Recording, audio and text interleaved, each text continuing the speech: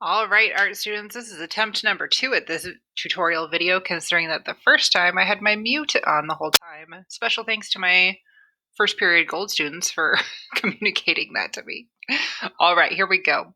So this is a tutorial video about our first color wheel.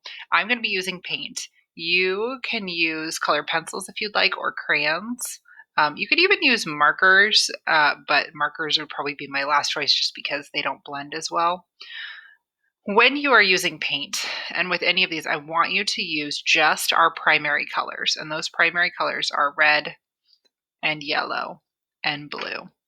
And when we're using watercolor paint, I always like to start with the lighter colors because it's easier to go light to dark than it is to go dark to light. So the first thing I'm going to do is I'm going to get water on my brush and I'm going to pull over my yellow. To activate my yellow, I got a bunch of water on my brush and I'm going to circle 10 times. 3, 4, 5, 6, 7, 8, 9, 10. And that's going to get a bunch of paint on my brush. And apparently a little gloopy as well.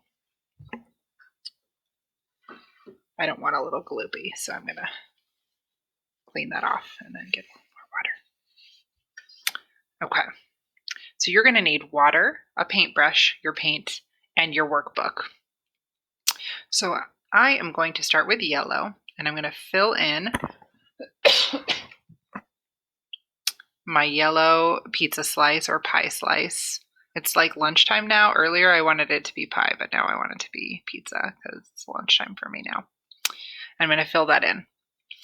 If you are working in your workbook, I highly recommend that you put some paper underneath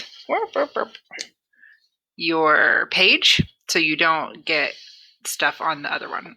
This is not my workbook because I already did my workbook one for my first tutorial, but that'll keep it so that it doesn't, the water doesn't get into your next page. So I have a lot of yellow in my yellow. I'm going to put some more yellow here. Whoop.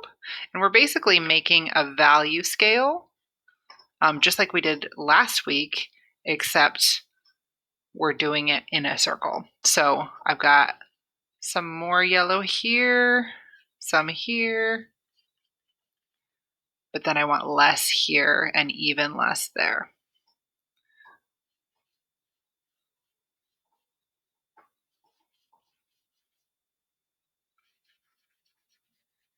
I can't make videos longer than 5 minutes, so there may be a part 2 here. We shall see.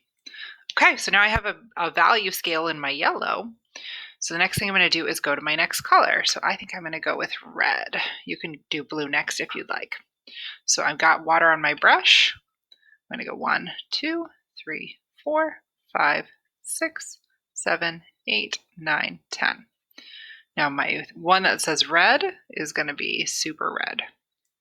If you don't have your workbook, you can just trace something that's a circle, like masking tape or like a small dish, and make a circle yourself, and then you're just going to want to make 12 sections. So I've got a lot of red paint in my red. I want some red paint here, some red paint here, and then just a little bit less here, a little bit less here, and then even less there and there. Red paint is going to be more powerful than the yellow, so I'm going to use less of it. So now I'm going to blend this together.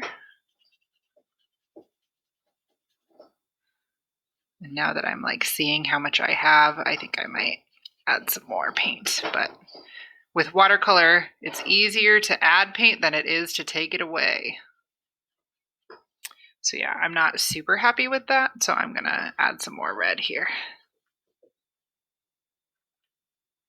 You also get the beautiful background noise of my dog chewing on her bone. Good times. Okay, that looks a lot better. Oops, and you know what I forgot is I forgot to add the other parts. So I'm going to do my red. I'm going to add that to my primary color box, since I still have red.